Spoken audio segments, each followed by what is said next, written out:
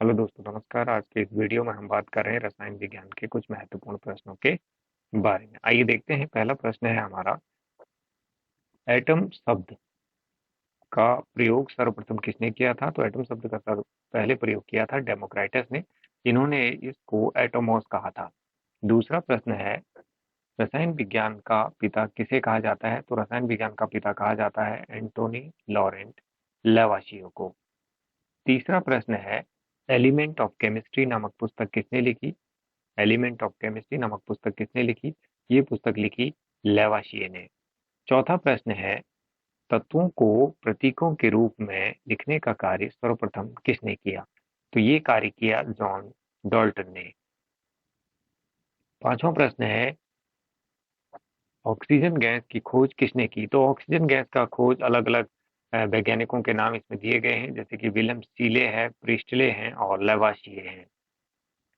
छठा प्रश्न है, प्रयोगशाला में निर्मित पहला कार्बनिक यौगिक का क्या नाम है?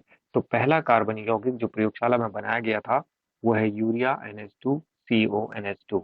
ब्रह्मांड में सबसे अधिक मात्रा में पाया जाने वाला तत्व तत्व कौन सा है? ब्रह्मांड में सबसे अधिक मात्रा में पाया जाने वाला तत्व है हाइड्रोजन, जिसका प्रतीक है H। पृथ्वी पर आठवां प्रश्न है, पृथ्वी पर सबसे अधिक मात्रा में पाया जाने वाला तत्व कौन सा है?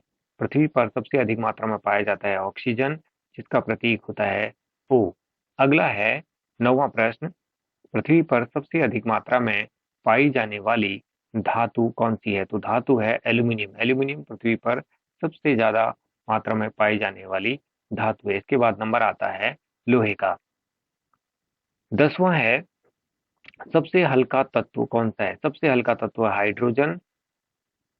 अगला प्रश्न है, 11वां प्रश्न है, सबसे भारी तत्व कौन सा है? सबसे भारी तत्व है ऑस्मियम, इसका घनत्व सबसे अधिक होता है। सबसे हल्की धातु कौन सी है? सबसे हल्की धातु में आता है लिथियम। द्रव 13वां प्रश्न है, द्रव अवस्था में पाई जाने वाली धातु का क्या नाम है? द्रव अवस्था में जो धातु पाई जाती है वो है मरकरी, कमरे के तापमान पर। 14वां प्रश्न है, द्रव अवस्था में पाई जाने वाली अधातु यानी कमरे के तापमान पर क्या नाम है? ब्रोमीन। ब्रोमीन जो है कमरे के तापमान पर द्रव अवस्था में पाई जाती है। 15वां प्रश्न है, विद्युत की सबसे अच्छी सुचालक धातु का क्या नाम है? विद्युत की सबसे अच्छी सुचालक धातु है चांदी, सिल्वर, जिसका सिंबल है Ag। विद्युत की सुचालक अधातु का क्या नाम है? विद्युत की सुचालक अधातु ग्रेफाइट है। प्रयोगशाला में 70वां प्रश्न, प्रयोगशाला में किस तत्व को मिट्टी के तेल में डुबाकर रखा जाता है? सोडियम को मिट्टी के तेल में डुबाकर रखा जाता है क्योंकि वायु में उपस्थित जल वाष्प से क्रिया करके आग पकड़ लेता है और हाइड्रोजन गैस उत्पन्न करता है। कौन सी गैस? हाइड्रोजन गैस ये उत्पन्न करता है। किसके साथ क्रिया करके? जल के साथ क्रिया करके।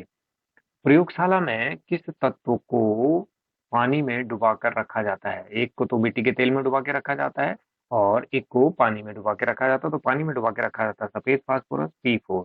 ये वायु में जो ऑक्सीजन होती है उसके साथ रिएक्ट करता है और जलने लगता है। 19वां प्रश्न है, किस पदार्थ को ब्लैक लेड कहा जाता है? तो ब्लैक लेड कहा जाता है ग्रेफाइट को। इसको जो है पेंसिल में इसका इस्तेमाल होता है। इसका इस्तेमाल पेंसिल में किया जाता है। इसका इस्तेमाल जो है पेंसिल में किया जाता है। ग्रेफाइट का इस्तेमाल पेंसिल में होता है। किस तत्व को भविष्य का ईंधन कहा जाएगा? ईंधन कहा जाता है तो भविष्य का ईंधन कहा जाएगा हाइड्रोजन को, यानी हाइड्रोजन गैस को, जो कि हाइड्रोजन के परमाणु से मिलकर बनी होती है। हाइड्रोजन गैस को भविष्य का ईंधन कहा जाएगा। 21वां सवाल है कि दिया सलाई अर्थात माचिस में किस तत्व का प्रयोग होता है? तो माचिस में प्रयोग होता है लाल फास्फोरस का। 22वां प्रश्न है, प्रयोगशाला में संश्लेषित प्रथम कार्बनिक यौगिक यूरिया का संश्लेषण किसने किया था? तो यूरिया का संश्लेषण किया था फ्रेडरिक वोहलर ने। शरीर में यूरिया किस अंग में बनता है? तो शरीर में यूरिया बनता है यकृत में, यानी लीवर में। लीवर जो है यूरिया बनाता है।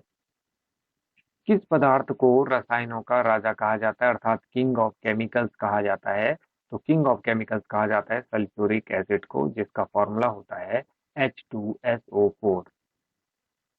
अगला सवाल है शुष्क बर्फ क्या होती है, ड्राई आइस क्या होती है। ठोस CO2 को ड्राई आइस कहते हैं। तो ड्राई आइस इसलिए कहते हैं क्योंकि ये जो है सीधे बिना द्रव में बदले बिल्कुल गैस में बदल जाती है, बिना द्रव में बदले गैस में परिवर्तित हो जाती है, बिना द्रव में बदले गैस में परिवर्तित हो जाती है, बिना द्रव में बदले, जिसको हम जो है ऊर्ध्वपातन कहते हैं। बिना द्रव में बदले जो है ये सीधे आपका गैस अवस्था में परिवर्तित हो जाती है, इसलिए इसको हम जो है शुष्क बर्फ कहते हैं।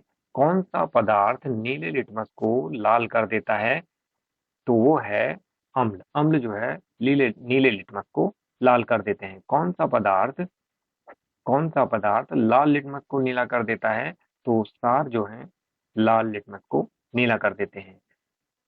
किस पदार्थ को या किस तत्व को सफेद स्वर्ण कहा जाता है, तो सफेद स्वर्ण कहा जाता है प्लेटिनम को।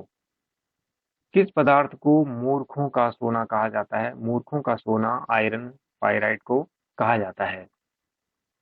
अगला सवाल है अंडे का खोल किस पदार्थ का बना होता है। अंडे का खोल बना होता है कैल्शियम कार्बोनेट का।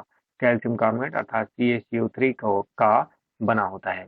कौन सी गैस कौन सी गैस हंसाने वाली गैस होती है।